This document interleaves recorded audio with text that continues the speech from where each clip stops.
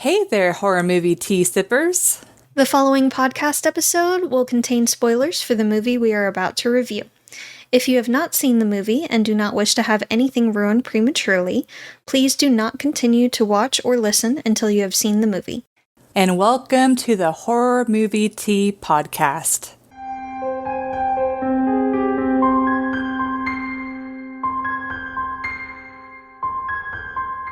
Today, we are covering Ghost Ship, the one that came out in 2002. Yes. But before we go into the review, let's grab our cups and talk about tea. I had honestly forgotten, just real quick, on the movie title, I didn't realize that they had, 4 other Ghost Ship movies.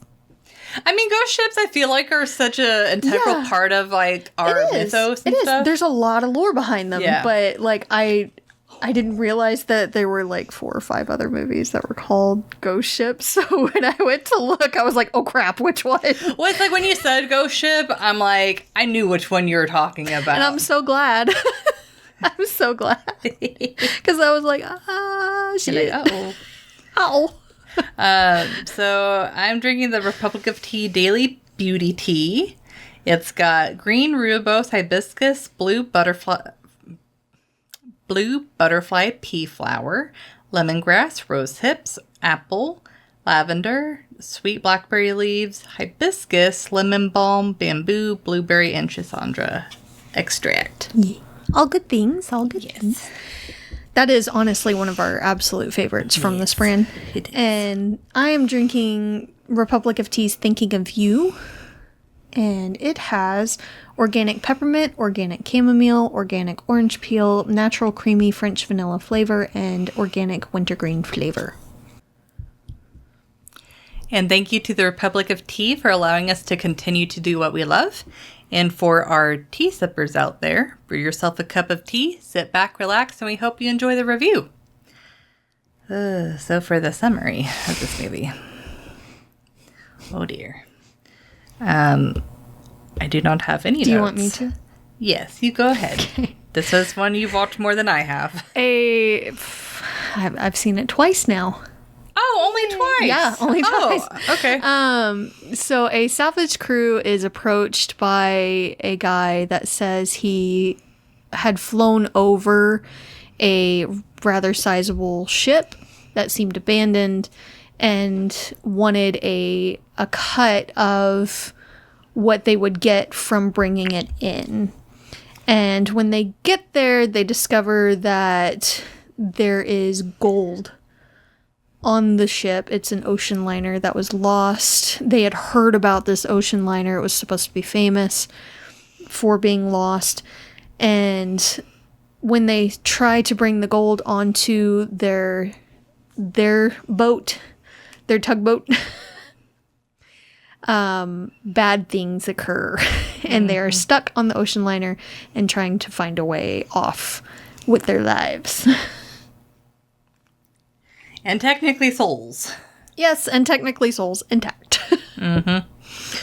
So for entertainment,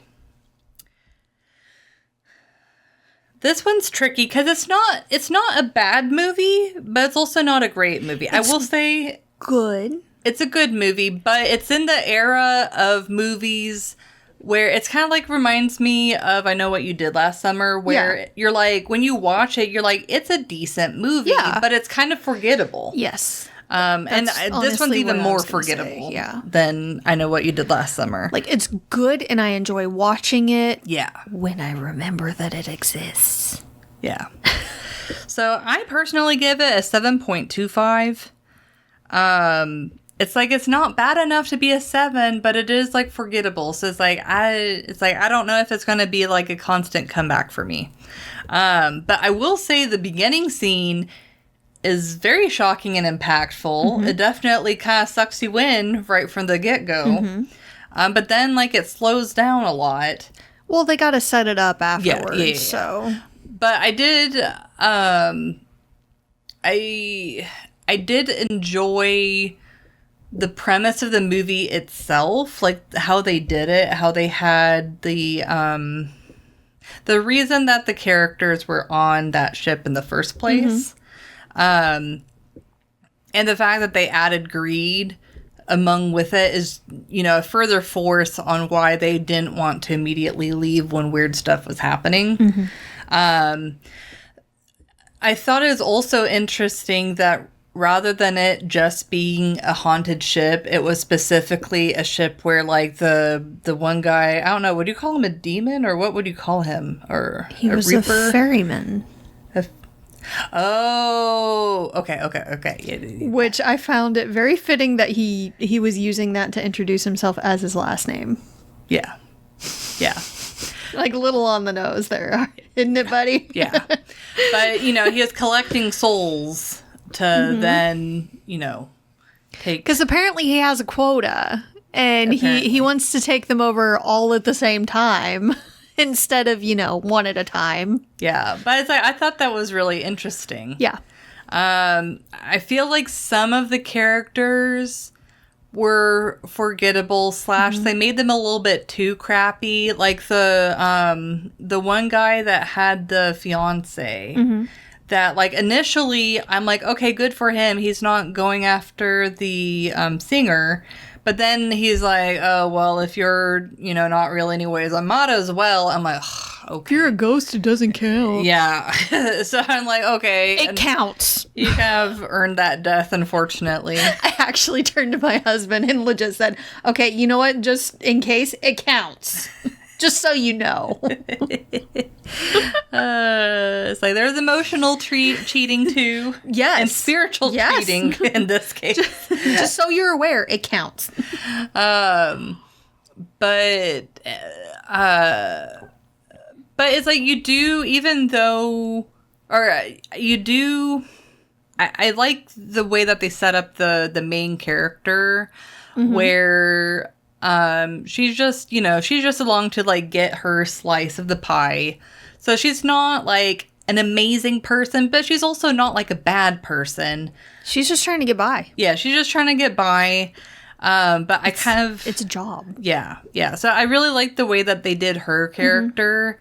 Rather than, because I feel like so many horror movies are just like, oh, the main character, we have to be, like, the most innocent. She has to be a virgin. She has to be super innocent. So that way when she survives, it just, I'm just glad that they just made her more, like, realistic and more straightforward of a person. Yeah. But the other characters did creep a little bit too much in the horror character type stereotypes, I felt like. Maybe a little, but I also feel like they kind of kept pushing that the others were just greedy, when I feel like the decision they initially made more sense. Their boat was already having trouble with the engine and everything. Yeah. Why try to bring the whole damn thing in when it's going to be even harder on the engines, when they could just take the gold? Yeah. No, I agree. Like, a lot of what they were saying did make a lot of sense. Cut their losses, take what they can, and go. Yeah. That made sense. This is just me being a nerd, but I did enjoy that they didn't go into it with great detail, but they showed, like, them welding the pieces of metal to help seal the boat, and then them working on, like, pumping the water out of the boat, or the ship. I don't know. I thought that was kind of interesting and kind of, like, solidified my immersion into what they were doing. And made sense. Yes. So, yeah, it's like, overall, I enjoyed the movie. The characters weren't fantastic, but I did enjoy the main character. I did enjoy the ghost girl. I also like the fact that they kind of went back and showed what happened to her, even though it's sad and it sucks. It's very sad, yeah. But at least, like, helped fill in my curious how that popped in my brain. Yeah. Since, in the beginning of the movie, they showed her as, like, the only survivor. Like, I was assuming she had, like, starved to death or something. Yeah, honestly, both scenarios kind of suck, but at least this way was faster. Yeah. Also, like, I don't know if this is digging into the realism, but I don't understand. Like, I can understand, like, the singer, like, tricking the one guy into, like, accidentally killing himself, like, falling and dying. But what I don't understand is, like, the two guys that were, like, eating the food, what the point was of them, like, thinking it was normal food and then it turning into maggots or actually being maggots. Like, I don't understand why that would accomplish the goal that the ferryman was trying to do. Yeah, it's just to, like, F with them. Yeah. So, I don't know. It's like... It was for the spoops. Yeah, and I just... I don't know. It was unnecessary. Yeah, I feel like if they were going to go that route on, like, oh, the ferryman likes to, like, F with them, then they should have made him a little bit more psychotic or, like, crazy. I just didn't. He just was like, oh, I just want the souls. Mm-hmm. And so it's like, in that case, just get to the point. Like, yeah. So that's my only kind of nitpick, but yeah. Yeah, this was, again, my second, maybe third watch through.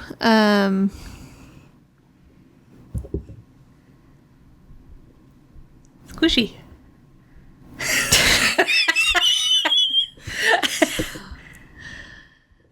So I give it a 6.5. I can't quite give it a 7 just because I do like watching it. It was entertaining and all, and I was immersed in it when I watched it, but it is honestly kind of forgettable. Like, I remember the pool scene filling with blood and all from the bullet holes, and I remember sort of the line cutting through the people.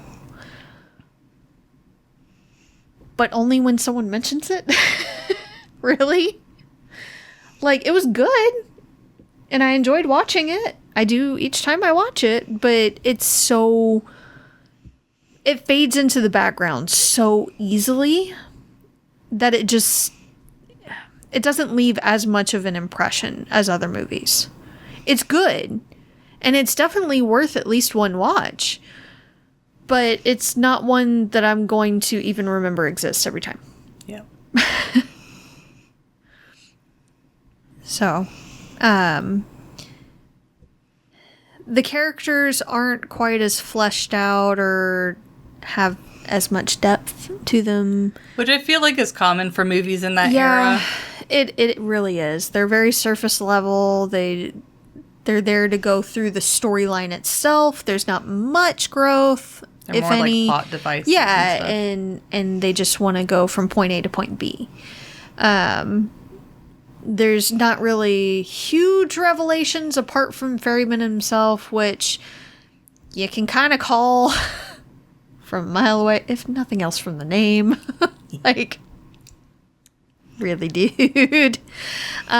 He was very pushy about making them go out there, even when they stated, like, our boat's in need of repairs. Like, we're probably not the best team to ask to do this at this time. Like, can we do repairs first?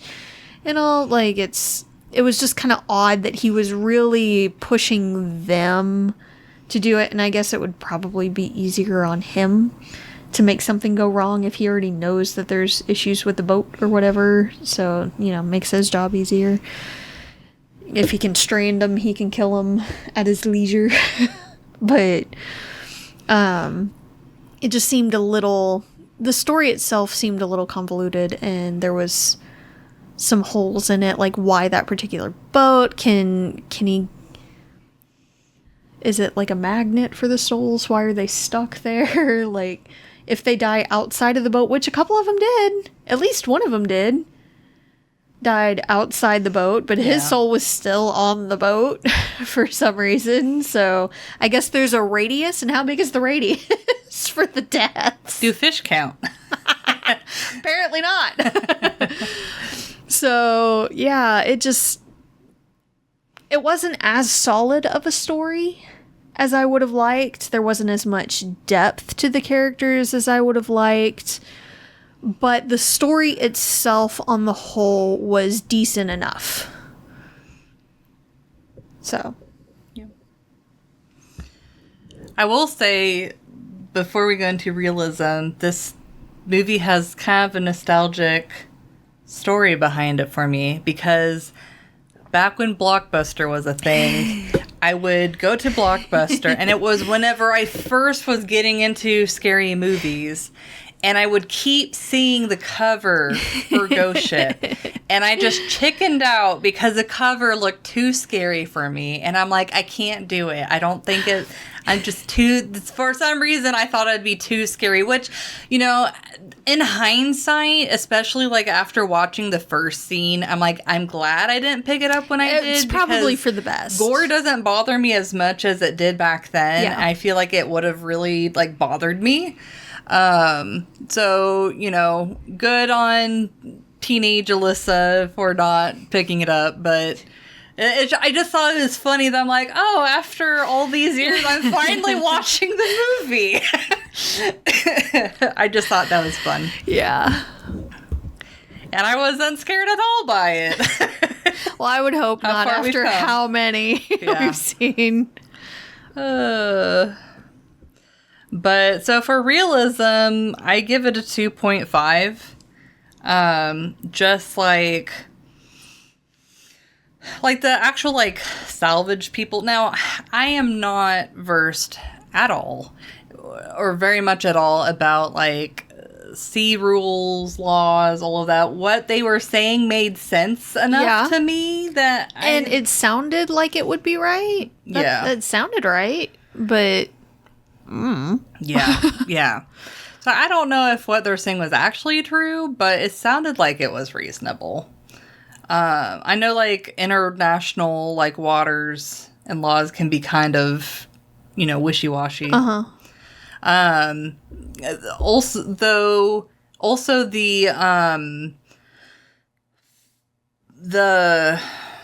in the beginning, the actual, like, wire that was going through, I was kind of wondering how, like, possible that'd be, and also, like, how clean it was. Like, I would think that stuff would be trying to, like, attach to it as it went, so it wouldn't be as, like... That whole scene is a big fat nope. Well, and then, like, it was definitely unrealistic how long it took them to be like, we're alive, we're together, and now we're not. They wouldn't stay together. They wouldn't be looking around. It wouldn't take them that long to fall apart. Like, they would be falling apart as it's going through. Yeah, it was impactful. It was, but it's definitely a purely Hollywood scene, because that's not how it do. Yeah. Yeah, so I just have questions about that whole thing. It actually sparked a huge debate between me and Chris. Really? Yes, we went down a whole rabbit hole. Oh, no. I'm sitting here like, we've been down this rabbit hole before, sir. That's not how it works. And then we started to debate, okay, so if it were to happen like they show that it happens, like, how thin and how fast would the wire have to be going for one person, for it to go through one person and them stay together like that for a couple of seconds? And then it was a whole thing. And plus, like, with it being on that big of a ship, why would the wire be that thin? It would have to be thick. No, and we agreed. We both agreed. The way it happened in the movie, there's no way in hell it would have happened that way. Yeah. He agreed. But he was like, okay, if it was like a couple of microns thick, maybe, and going at a high enough speed, then I'm like, okay, maybe, depending on where on the body, it might. Maybe. But it was like this whole... We were talking about this for like half an hour or so. Looking up like Mythbusters videos and all these things. And I'm sitting here like, we've gone through this. We've gone through this rabbit hole before. But yeah, no, that whole scene was a giant nope. Plus, just thinking from a safety record, I don't think the crews would be allowed to have it set up in a way that's like, oh, there's a bunch of people, So they were implying, at least at the end, or by the end, that ferrymen tampered with it. Like he could manipulate stuff, basically like telekinesis and all. So he was the one that caused it. Gotcha. That's what they implied by the end of it. Okay. Because it was supposed to be like a freak accident kind of thing. Yeah. But. Yeah. Also, how'd the girl... Like, I know, like, she was bent over or whatever. When it right? passed over her. Like, right She was over just her. short enough, and she had ducked down, or the guy had pushed her down enough that it went over her. Yeah, and then that's how it got him in the head. Mm-hmm. Yeah. Lucky. Mm-hmm. Well, not for long. Well, yeah. Not for long. Well, I feel like dying the first way would have been quicker than the way that she went. A little bit, yeah. Less traumatic. Or, well, the second way is less traumatic, I feel like. Well, I don't know. I feel like they're traumatic in different ways. Yeah, okay, fair. Yeah. But also, even beyond that point of the wire going through, the arm reaching up, the disembodied arm. Yeah, I saw that. I was like, bullshit. I was laughing so hard. So hard. Like, we're not salamanders. No, that's not how it works. No. That's not how it works. And, like, the legs kicking out and everything. I can understand a little bit of, like, twitching here and there from residual electricity running through the different nerves and things, causing them to contract, like the muscles to contract and all. But full-on, like, movement of legs trying to crawl. Yeah, no. No, that's not how it works.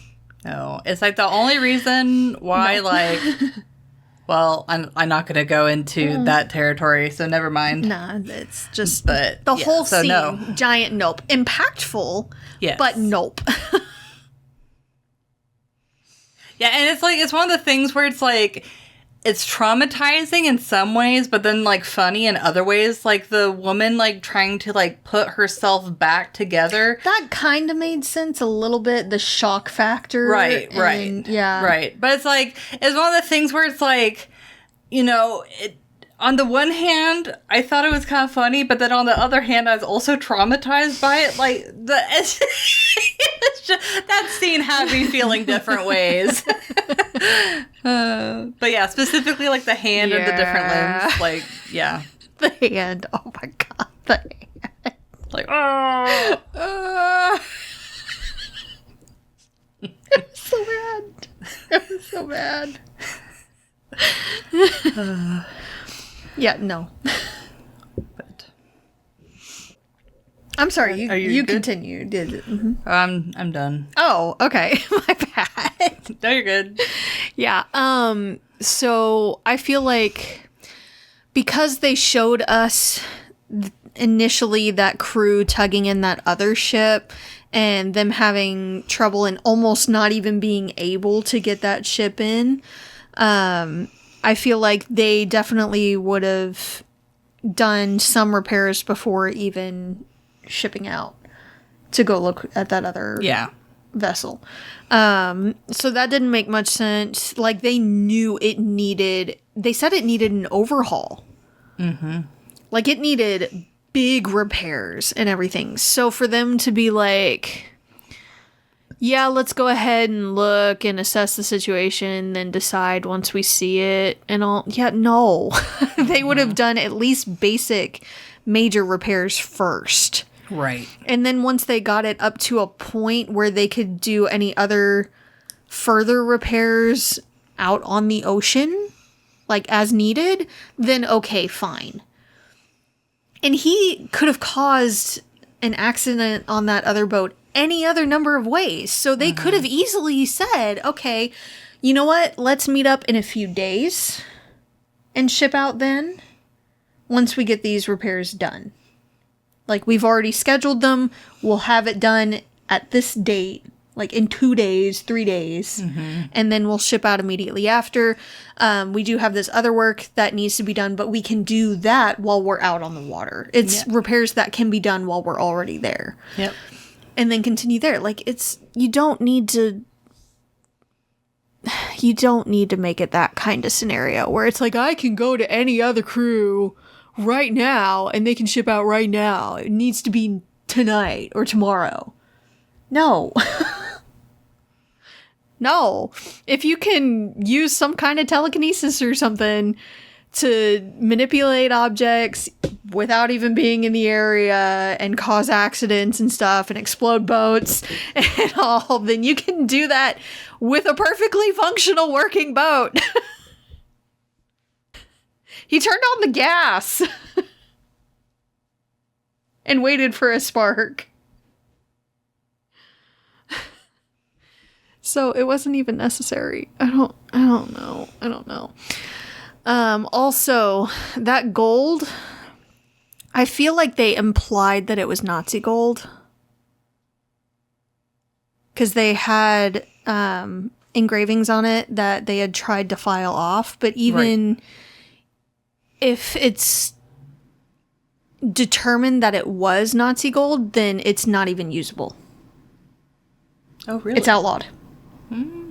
Interesting. It cannot be used. If they determine that it was ever Nazi gold, it is unusable. At least to my understanding.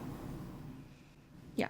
Again, we had mentioned this before in entertainment, but they harped quite a bit on, or made it seem like they were all very greedy, apart from the final girl. Yeah. When really, that was a logical, reasonable choice that they made of, our boat probably wouldn't be able to bring in this ocean liner with this big a damage to the hull, and it's about to hit some rocks and all. It's taking on water, and our ship already has problems. Yeah. So let's take what we can, so it's not a wasted trip,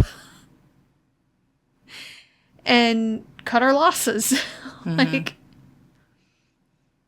and to be fair, they could have also been like, okay, well, let's at least make note of the coordinates, go get our ship repaired, come back, and dive for the gold. They could have. But it felt a little forced.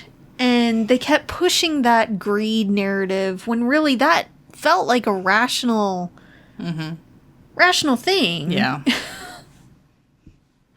So I felt a little forced. And again, what's the radius for the souls? And why is it taking him so long? It's taken him decades to gather as many souls as he had. Yeah. Like, this guy sucks at his job. No wonder he's over here talking about my higher ups that I report to won't like this and all. I'm sorry, dude. Maybe you just suck at your job of gathering souls. Go somewhere else. Because it really shouldn't be this hard to gather that many souls. On a ship, especially if you're able to keep them there. Like, you have telekinesis. And apparently immortality. I don't know if he just appears and disappears at will or changes perception or whatever. They didn't really explain it very well. No. But...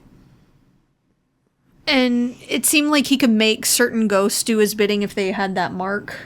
Yeah. So, which is the singer, I guess. But yeah. What I got there. It's like a 2 for realism. I honestly don't know how that boat wasn't already sunk. Right.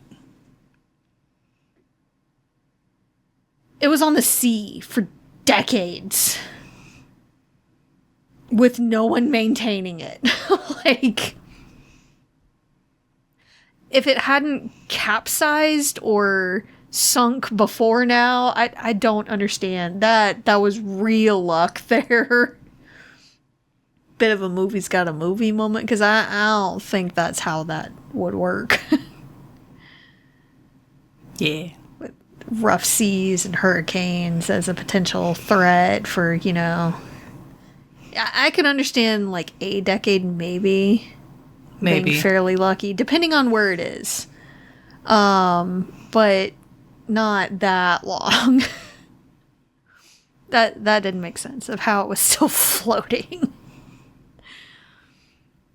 But yeah. This is what I got.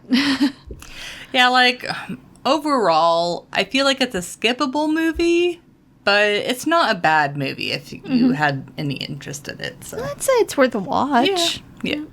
Yep. But thank you for joining us today, and let us know what you thought of the movie. If you would like to recommend a movie, game, or tea, you can leave us a comment or join our Discord server. And if you'd like to keep up to date with our content, you can find our link tree listed below. And if you'd like to support us monetarily, we have a Teespring and PayPal, or we have our affiliate link with Republic of Tea available. It does not affect the price of the tea. It just allows us to continue to do what we love. And you can find all of those sites mentioned linked below. But until the next time, guys, stay safe and stay spoopy. Bye. Bye.